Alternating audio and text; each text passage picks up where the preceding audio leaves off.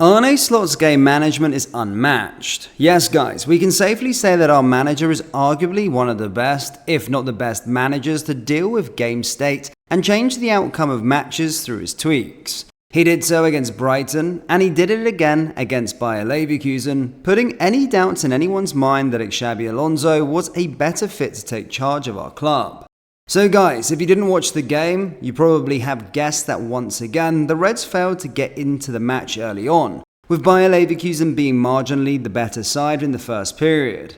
But again, the second half was a completely different story as Liverpool marched on, scoring 4 goals in yet another European win.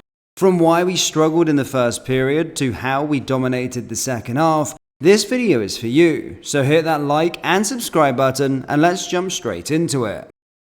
So as always, we already know that Arne Slot does not like to rotate in the Champions League games heavily, and that's what happened again in yesterday's match. Kelleher remained in goal with the same back four of Kostas Tsimikas, Virgil van Dijk, Ibrahima Konate and Trent Alexander-Arnold. The midfield was as expected, with Ryan Gravenberch, Alexis McAllister and Curtis Jones returning to the starting 11. The front line was a bit different, with no recognisable number 9 as all of Cody Gakpo, Mo Salah and Luis Diaz formed the attack.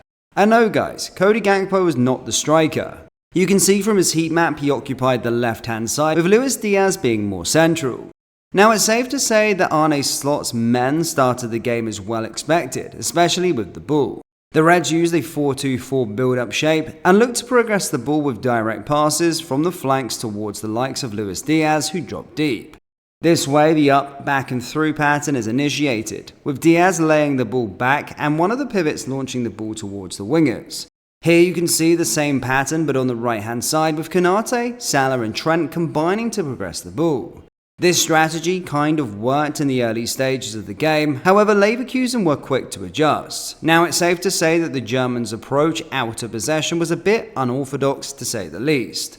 They shaped up in a 4-4-2 pressing structure, with the midfield forming as a diamond. This was used to contain our midfield players and restrict us from progressing the ball through central areas. However, it was more an issue of how Leverkusen pressed us that caused us problems. They pressed us in a hybrid manner, meaning that their approach was mixed. They pressed man-to-man in certain areas and defended zonally in others. From goal kicks, here you can see that 2 midfielders were sticking to McAllister and Gravenberch. That's the man-to-man approach. Meanwhile, Boniface and Ritz were a shadow marking our pivots and not heavily engaging in the press. The same can be said about their wide players, who baited for pressing triggers to make their jumps. Meanwhile, Boniface curved his run from the left-hand side towards Kelleher. The reason behind that, you might ask? Well, it's mainly to lock our build-up to the left-hand side, cutting off the passes towards Trent and Konate, who are our 2 best ball progressors from deep. Now, when it comes to our own defensive structure, things also were not that bright in the first period. Leverkusen were able to easily play through our press in 2 different ways. They were able to quickly combine with short passes and progress the ball steadily, but they also managed to go more direct into the flanks with the ball over the top. This was made simple due to the fact that they were prepared to exploit our 4-2-4 passive structure. They replicated what the likes of Arsenal and Chelsea did by pulling one of the pivots wide and playing through the centre, but they also did something completely new. Instead of trying to drag Liverpool pivots wide and create space in central areas, both Leverkusen's pivot players played close to each other in the midfield, pulling McAllister and Gravenberch inside to create space out wide for the likes of Frimpong and Gramado to take advantage of. Fortunately, our backline wasn't as active as in recent league games, and so despite Leverkusen finding easy to progress the ball, the likes of Van Dijk and Konate managed to step out to anticipate the ball, but most importantly, we killed the space between the lines where the likes of Florian Ritz can hurt us the most, and so we limited Leverkusen to only 0.16 xG in the first period. Now the second half was where the fun started. First, our approach was more intense without the ball. The front pressing line was more aggressive, giving little to no time and space for Leverkusen to build out from the back, and we forced them to go long. From there was no chance for them to compete in the air, with the likes of Van Dijk and Konate backing the press, but let us focus more on what we did with the ball. Instead of the 4-2 build-up shape, Arne Slot pushed Alexis McAllister higher up the pitch, with Curtis Jones occupying the right-hand side. With this change, Liverpool's build-up structure became more of a 4-3-3 with double 8 players. This forced Leverkusen's block to drop deeper, and so they had to defend the extra man in McAllister, and so Liverpool had more space and time on the ball, resulting in more control. This is how we started to orchestrate our goal. Liverpool players tried to create central overloads, and by moving the ball repeatedly from side to side, we managed to open up passing lanes towards the centre. The first action was through McAllister in the 52nd minute. This one you're seeing was through Gravenberch, who used his magical turn to drive into space and put Salah in a dangerous position. Minutes later, it was Luis Diaz who received this kind of pass from outside to in. And finally, in the 61st minute, Curtis Jones dropped into the space created to receive the ball before turning and splitting Luis Diaz with a wonderful through ball. If you've been following us for a while, you'd know that we are massive Curtis Jones fans, despite the criticism he often gets from our fanbase. He's a great athlete that can influence games with and without the ball, and for that, we believe that he should be a starter, especially in the big games.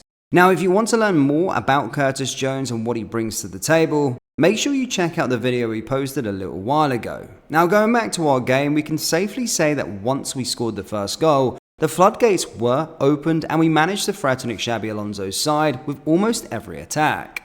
Luis Diaz quickly added the second, Gakpo got his contribution with the third, before our beloved Lucho came back to seal the game with the fourth and to score his first hat-trick for the club. Now, how did we manage to do this? Well, it's simple. People often forget that this is Jurgen Klopp's squad, and what does a Klopp squad do best? Terrorize opponents in transition.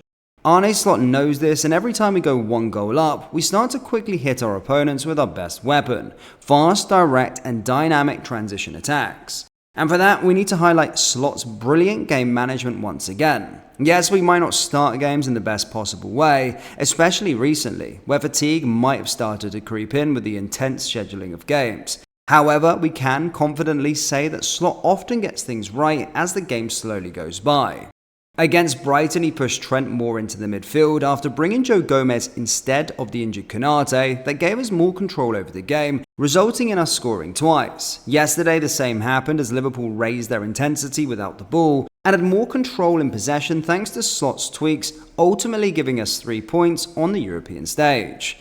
But hold on, Slot shouldn't be the only one receiving praise. Every single player from starters to those on the bench deserve credit.